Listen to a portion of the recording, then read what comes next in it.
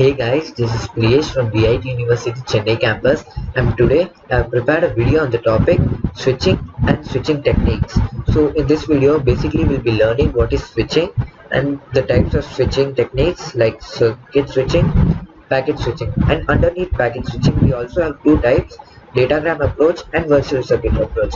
Apart from these two, we also have a third type of switching known as message switching, but we won't be learning this because it's more conceptual than practical. So let's get started.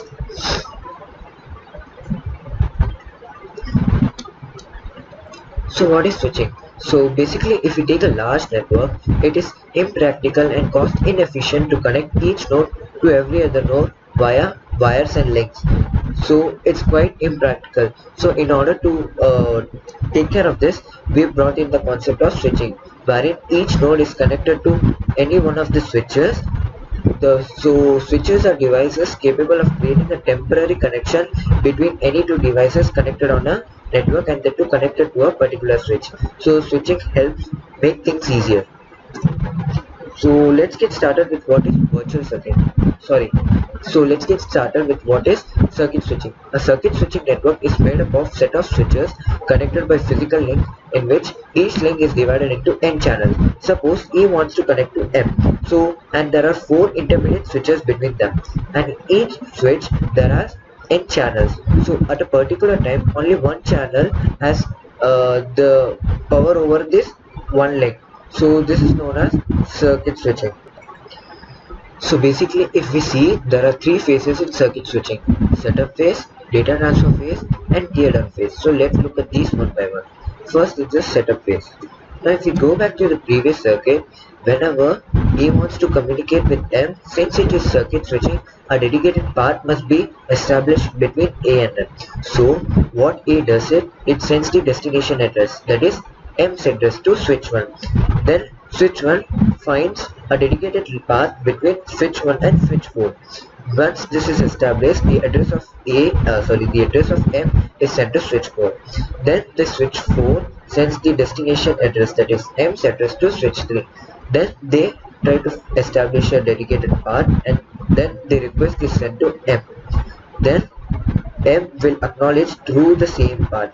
So hence if we see, a dedicated path is obtained between group as A, switch 1, switch 4, switch 3 and M, and hence now they can communicate with each other.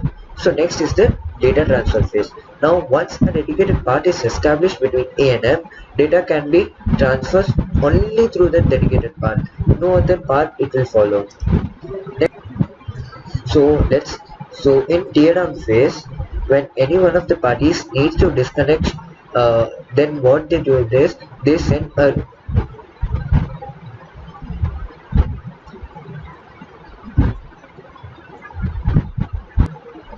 when any one of the parties need to disconnect, that is if either of A or M needs to disconnect, a signal is sent to all the switches to discard all the resources. Hence this is known as teardown phase. So let's talk about the efficiency and delay of circuit switching.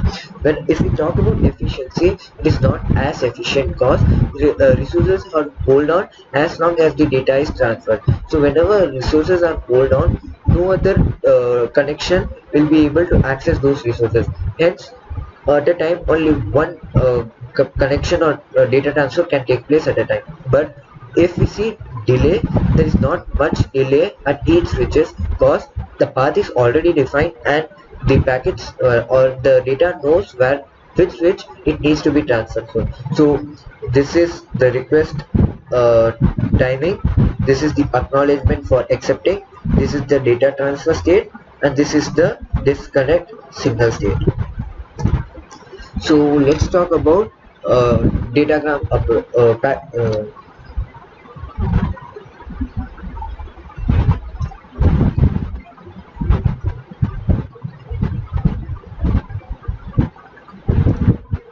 so let's talk about packet so let's talk about packet switching. Packet switching is different from okay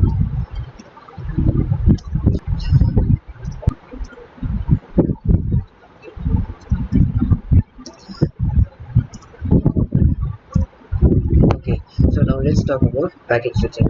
In packet switching, uh, there is no resource reservation. Resources are allocated on demand. So let us first talk about what is datagram approach. In datagram approach, a data is divided into a number of packets. Each packet is known as a datagram. Here the data is divided into four packets. Four datagrams. One, two, three, four. And whenever it is sent to a router, each packet may take a differently random path. But how does each packet know that it has to reach X? That is, how does the router know where it needs to be transferred to which router it needs to be transferred? So this is all done through a routing table. Suppose whenever a datagram is transferred, it has it it take, like it takes along with it the destination address. So whenever suppose the destination address is 1232, it will know that the output port is 1. Suppose a datagram comes through 1 and it needs to go to the address 9130.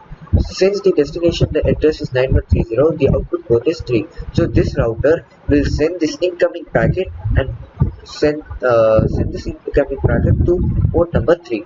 So this is called routing table. Sorry so by this way, each router will be able to transfer the packet to the required destination. So let's talk about the efficiency and delay. Datagram approach is really efficient because there is no reservation and resources are allocated on demand. So whenever connection is required, the resources will be allocated. Else there will be no waste of resources. So let's talk about delay. Actually, there is quite a bit delay at each switch of the uh, that delay is known as the waiting time. Suppose a lot of data, since the datagrams take randomly different paths, suppose at each router a large number of packets arrives, so the router will take some time to process it, to which path through which port it should send out, right?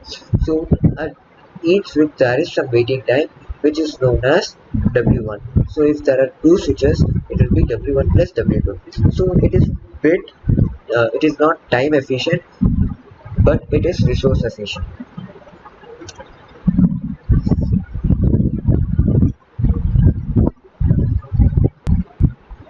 If you take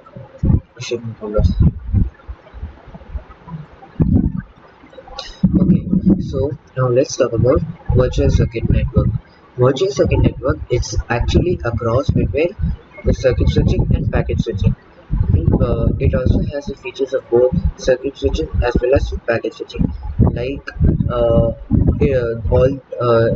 all the packets follows the same path. Like each data is divided into a number of packets. Plus, those packets will take only the same path as they were taking in circuit switching. Plus, resources may be either allocated on demand or it can be allocated during setup phase. So let's just discuss how the setup phase takes place between them. So a setup request frame is sent from the source to the destination. So suppose A is the source and B is the destination, and let's see how the setup phase takes place. So this is the data packet or datagram that needs to be sent. So this is the first packet. It's incoming through port 1. The switch knows that the packet is incoming through port 1. So whenever a packet is incoming, it assigns a VCI label known as virtual circuit identifier. It's just a label useful during data transfer state. So suppose this packet is coming on port 1, it will give VCI as 14, and since it also carries the destination address through the routing table which we studied few slides earlier, uh, it will able to direct it to the outgoing port. Suppose according to the destination address the outgoing port is 3, so the packet will come out at port number 3, but it doesn't know the outgoing VCI. It will be knowing it only during the acknowledgement state. So the packet goes to switch 2 now. Now it's coming to 1, and since it knows the destination address, the output port is 2 for this switch, and whenever a packet comes, switch 2 will give a VCI of 66. Like VCI is just an identifier, a random number unique for each switch. Remember, unique for each switch. So now the outgoing port is 2. Here also the switch 2 doesn't know the VCI number, VCI label. So now it goes from port 2 and it enters port 2 of switch 3. Now since it knows the destination address, the outgoing port is 3. Similarly, even this switch 3 will give a VCI label unique for its own switch as 22, and it will send out through port number 3. Now the destination, that is B, has received the packet. Now what it will do is it will acknowledge the request. So what it will do is it will add its own PCI 77 that will uniquely identify the destination. So uh,